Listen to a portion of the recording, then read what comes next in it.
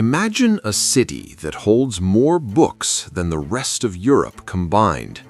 A city where the torches never go out, where surgeons diagram the human body with terrifying precision, where astronomers map the night sky centuries before Galileo dares to look up, where poets and physicians share the same table. Now, imagine that city is erased, its libraries burned, its scholars silenced, its very name scrubbed from the story we were taught. This is not a conspiracy. This is history, and it happened in Spain. The year is 711. A Muslim army crosses the Strait of Gibraltar and enters the Iberian Peninsula. Within a generation, they have built something the medieval world has never seen, a civilization they call Al-Andalus. At its height, Córdoba, its glittering capital, is the largest city in Western Europe. 1 million people, running water, paved streets lit at night, a sophistication so jarring to the rest of the continent that foreign visitors struggle to find the words. But Al-Andalus is not simply a story of power. It is a story of what happens when knowledge becomes the highest form of ambition. Inside the library of Caliph al-Hakam II, the shelves stretch beyond the reach of candlelight. 400,000 manuscripts. Philosophers, physicians, mathematicians, their life's work preserved in ink and leather. This is not an archive, it is an engine. Ideas enter these halls and emerge transformed, sharper, more dangerous than before. Here, Al-Zarawi, the father of modern surgery, illustrates 200 medical instruments that European doctors will not see for another 5 centuries. He describes operations. He gives the scalpel a new purpose. People survive things they had no right to survive, and they do so because one man in Córdoba refused to accept the limits of what medicine could do. Here, astronomers chart the movement of stars with such precision that their calculations still anchor our navigation today. Mathematicians refine algebra, a word itself borrowed from the Arabic al-jabr. Philosophers breathe new life into Aristotle, saving ideas that would otherwise have been lost entirely to the darkness of European early Middle Ages.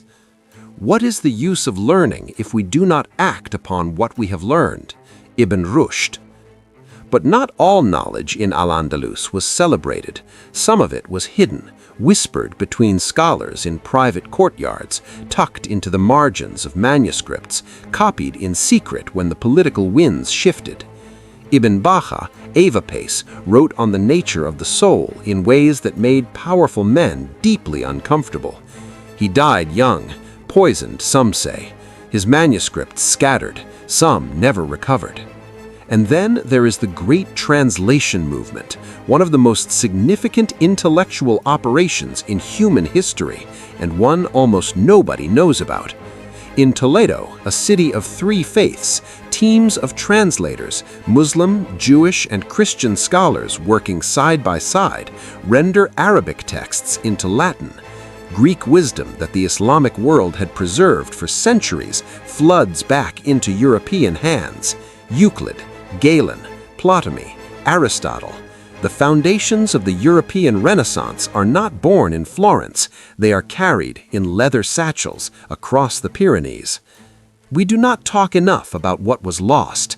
Manuscripts burned during the Reconquista, libraries dismantled, the names of scholars we will never know because their work did not survive the fire.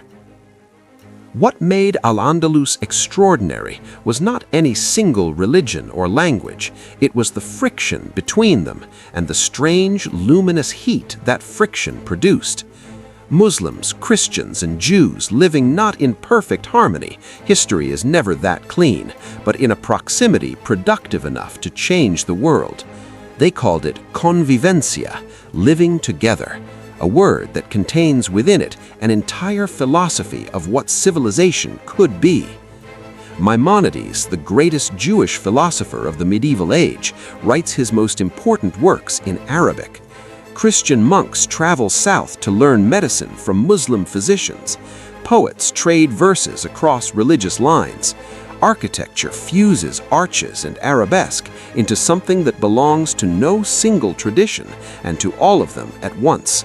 You see it today in the Alhambra, those impossible geometric patterns, that interplay of light and water and stone, and you are looking at what happens when multiple human intelligences decide, even briefly, to build something together. But civilizations do not last forever, and the forces that destroyed Al-Andalus were not only military, they were ideological. The Reconquista, the Christian reconquest of Iberia, grinds southward for centuries. In 1492, the same year Columbus set sail, the last Muslim kingdom of Granada falls. The libraries begin to burn. The Spanish Inquisition does not merely hunt heretics, it hunts memory. Arabic books are destroyed by the cartload. Scholars flee to North Africa, to the Ottoman Empire, carrying what they can.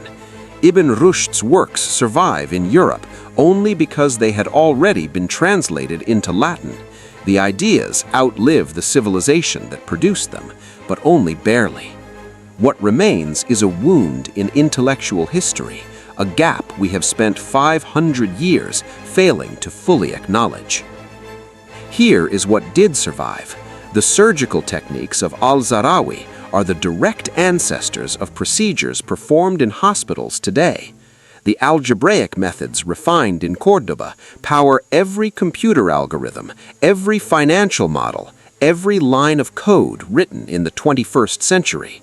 The philosophical tradition of Ibn Rushd, the argument that reason and faith can coexist, echoes through Aquinas, through the Enlightenment, through every modern constitution that separates church from state.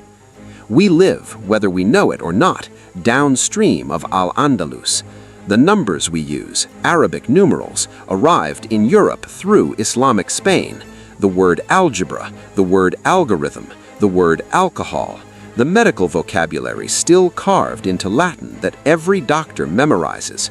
All of it passed through those torchlit corridors, those ink-stained hands, those scholars who believed, with a ferocity that feels almost reckless, that knowledge was not the property of any single people.